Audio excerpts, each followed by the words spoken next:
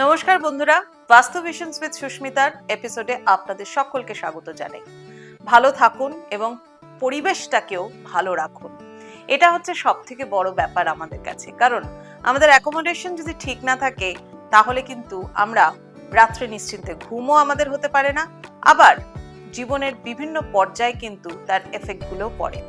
যাই হোক, ভালো থাকতে হবে, আনন্দে থাকতে হবে এবং শান্তিতে রাত্রে ঘুমাতে হবে। এগুলোর জন্য আপনাদের বাস্তুটাকেও ঠিক করতে হবে। আর এই বাস্তুর বিষয়ে অনেকে অনেক প্রশ্ন করেছেন আমার এই এপিসোডগুলো দেখার পরে। তো অনেকের অনেক প্রশ্নের মধ্যে থেকে দুটো প্রশ্নের উত্তর আজকে আমি আপনাদের দেব। একজন প্রশ্ন করেছেন যে দক্ষিণ পূর্ব দিকে আমার বাড়িতে সিঁড়ি আছে, সাউথ ইস্টের দিকে আমার বাড়িতে সিঁড়ি আছে, সেটা কি বাস্তুদোষের মধ্যে পড়ছে বা থাকলে পরে কি করবেন ইত্যাদি। যাই হোক, তো দক্ষিণ পূর্ব দিক অর্থাৎ হচ্ছে অগ্নিকোণ, যে দিকটাকে বলা হচ্ছে ভেনাসের স্থান। অগ্নিকোণের সব থেকে ভালো কি জানেন? যদি আপনার বাড়িতে কিচেন থাকে, অগ্নিকোণে যদি কিচেন রাখেন তাহলে কিন্তু health, wealth, financial structure, economic sector এগুলো সম্পূর্ণভাবে আপনার কিন্তু স্ট্রং থাকবে। টাকা পয়সা আপনি রোজগারও করতে পারবেন, আর্ন করতে পারবেন, তাকে ধরেও রাখতে পারবেন যদি দক্ষিণ দিকে, দক্ষিণ পূর্ব দিকে আপনার কিচেনের অবস্থান থাকে। মা লক্ষ্মী যাতে ডিস্টার্ব না হয় সেই দিকটাতে কোনোভাবেই আমরা কোনো জলের স্থান করব না। যাদের বাড়ির দক্ষিণ পূর্ব দিকে জলের স্থান আছে তাদের টাকা পয়সাও জলের মতো বেরোয়, ড্রেনেজ অফ মানি কিন্তু হয়, যেভাবেই হোক না কেন। সেটা লাক্সারিয়াস এক্সপেন্স হতে পারে, সেটা ফর্মালিটিস হতে পারে, জীবনের বিভিন্ন ক্ষেত্রে টাকা পয়সা নষ্ট হতে পারে।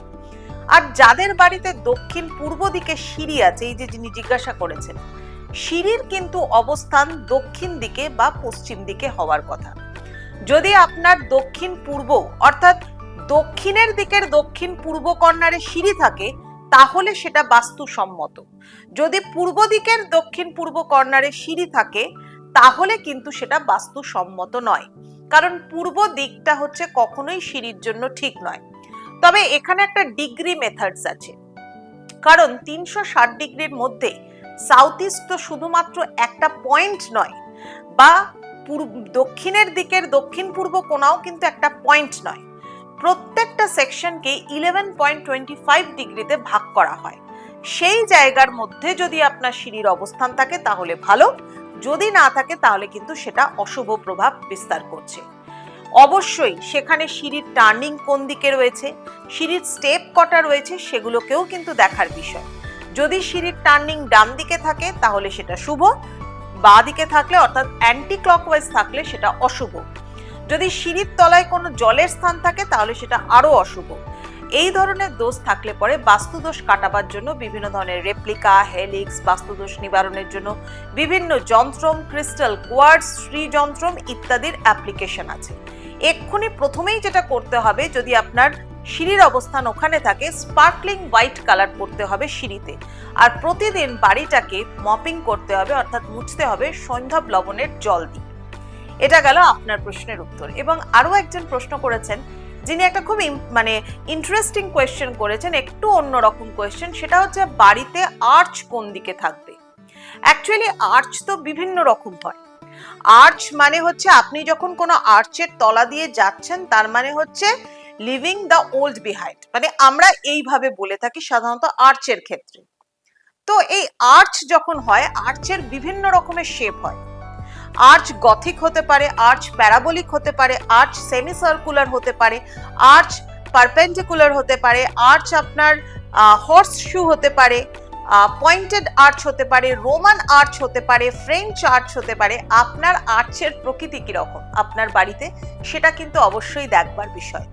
যদি আর্চ একদম নর্মাল ভাবে একটা রাউন্ড শেপের থাকে, যেটাকে আমরা মোটামুটি ভাবে একটা ওভাল শেপ বা অবলং শেপ বলে থাকি, তাহলে সেটা যদি আপনার উত্তর দিকে বা পূর্ব দিকে থাকে তাহলে সেটা শুভ। বা আপনি সেটাকে পশ্চিমের দিকের মধ্যস্থলেও রাখতে পারেন, কিন্তু একদম এক্স্যাক্টলি পশ্চিমের দিকে নয়, পশ্চিমের দিক থেকে মধ্যিখানের দিকে রাখতে পারেন। মানে অনেক সময় কি হয়, আমরা ঘরের ব্রহ্মস্থল থেকে একটু দূরে সরে গিয়ে, মানে পশ্চিমের দিকে টুয়ার্ডস সরে গিয়ে যদি আর্চটাকে রাখি, সেটাও কিন্তু বাস্তুর শুভ প্রভাব দেবে, সেটাতে কোনো অশুভ প্রভাব দেবে না। এছাড়া আর্চের শেপ কি আছে সেই অনুযায়ী কিন্তু আর্চের জায়গা হয়। যদি আপনার আর্চ অবলং শেপ বা ওভাল শেপের হয় তাহলে কিন্তু সেটাকে অবশ্যই আপনি উত্তর দিক বা পূর্ব দিকে রাখতে পারেন। যদি না থাকে, অন্য ডিরেকশনে আপনার থাকে, তাহলে কিন্তু সেটা বাস্তুদোষের মধ্যে পড়ে যায়। জানবেন একটা জিনিস, পঞ্চভূতে যেরকম আমাদের শরীর মানে ক্ষিতি অপ তেজ মরুত বোম, ঠিক সেই রকম পঞ্চভূত কিন্তু আমাদের বাস্তুতেও আছে। ম্যাগনেটিক প্রভাব যেরকম আমাদের শরীরের মধ্যে বর্তমান, ঠিক সেরকম আমাদের প্রত্যেকটি বাস্তুর মধ্যেও ম্যাগনেটিক প্রভাব কিন্তু বর্তমান। কারণ বাইরে থাকা গ্রহগুলোর রেডিয়েশনের প্রভাব আপনার শরীরের ওপর যেরকম পড়ছে, পৃথিবীর বহু দূরে থাকা সেই মানে সোলার সিস্টেমের মধ্যে সেইখানে থাকা সেই গ্রহগুলোর রেডিয়েশনের প্রভাব আপনার বাস্তুতেও পড়ছে। তার থেকে একটা এফেক্ট কিন্তু আমাদের আসছে। ঠিক সেই রকম ভাবে এলিমেন্টসের বিভিন্ন ধরনের শেপ হয়, অর্থাৎ পঞ্চভূত। ফায়ার এলিমেন্ট, তার শেপ হচ্ছে ট্রায়াঙ্গেল। ওয়াটার এলিমেন্ট, তার শেপ হচ্ছে অবলং। যদি আপনার বাড়ির আর্চ ওভাল বা রাউন্ডাস শেপের থাকে তাহলে সেটাকে আপনি উত্তর দিকে বা পূর্ব দিকে রাখুন।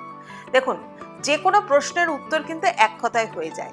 আমার একটু মানে যারা মোটামুটি ভাবে আমাকে চেনেন, যারা মোটামুটি 24 বছর ধরে সুস্মিতার মিডিয়াতে অনুষ্ঠান দেখে আসছেন, সুস্মিতা একটু ভেঙেই কথা বলে, একটু এক্সেপশনাল বলি, একটু বিজ্ঞান ভিত্তিক বলি, কারণ আমার এডুকেশনাল ব্যাকগ্রাউন্ড কিন্তু সায়েন্সি, যে কারণে ওইটা থেকে সরে গিয়ে লজিককে ফেলে দিয়ে আমি কিন্তু কথা বলতে পারি না।